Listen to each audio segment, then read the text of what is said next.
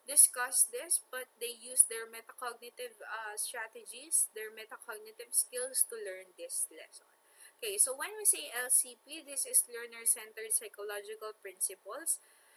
It is divided into 4 different factors. So the LCP, ito yung ating advanced organizer. So we have here the cognitive and metacognitive factors. So meron pong 6 na principle under this. Next one is the motivational and affective factors.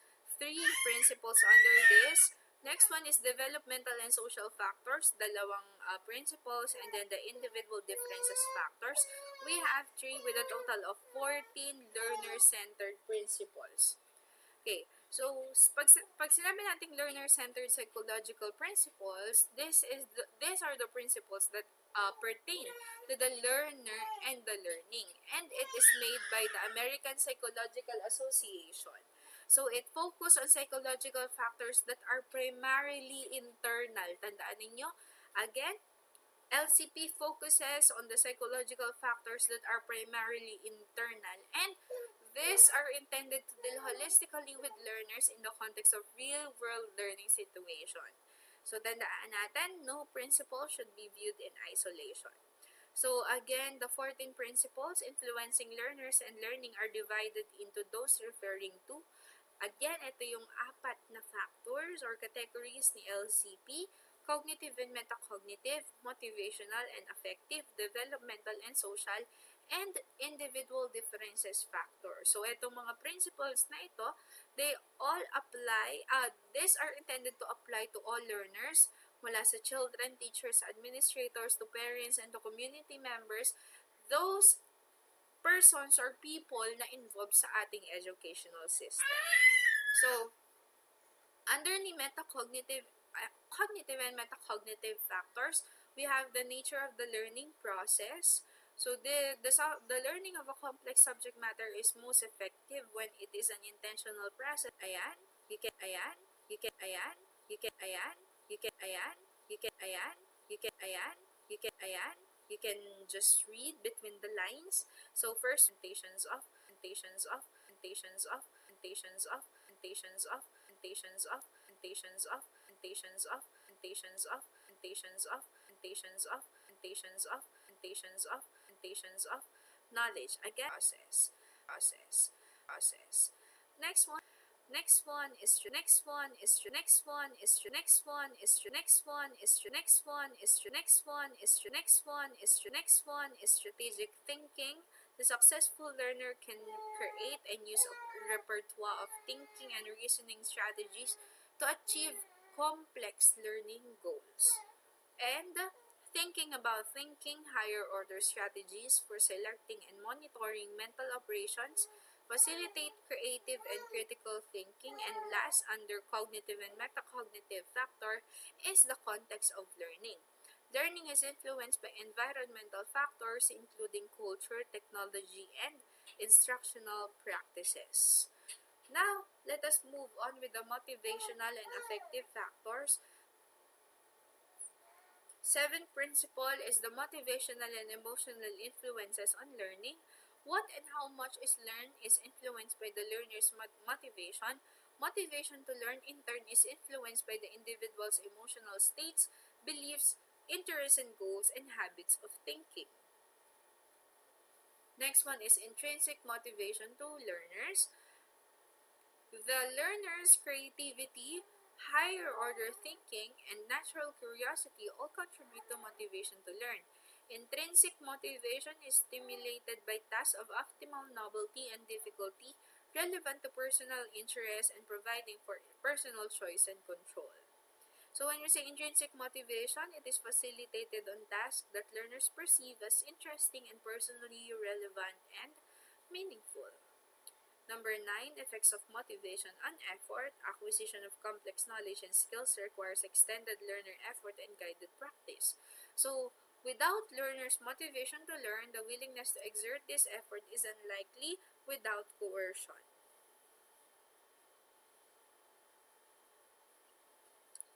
Now, let us move on with the developmental and social factors. Developmental influences on learning. As individuals develop, there are different opportunities and constraints for learning.